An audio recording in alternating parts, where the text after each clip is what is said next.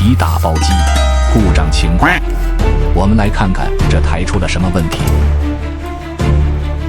要拉紧带子时候会很卡，就像这样，根本拉不动。重新释放后，换个位置再试看看，还是一样，非常的卡到甚至拉不动。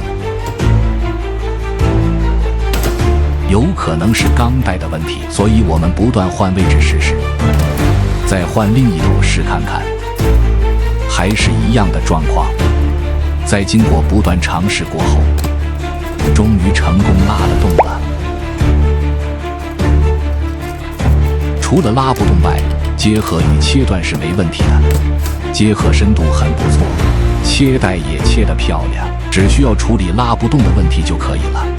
维修过后，可以顺利拉动了，换个位置也是 OK 的。我们还会帮您调整最佳高度与松紧，用最舒服的力量来使用。换不同的厚度试试看效果，一样顺手又顺畅。再换一种不同规格的看看效果，完美，真是可喜可贺。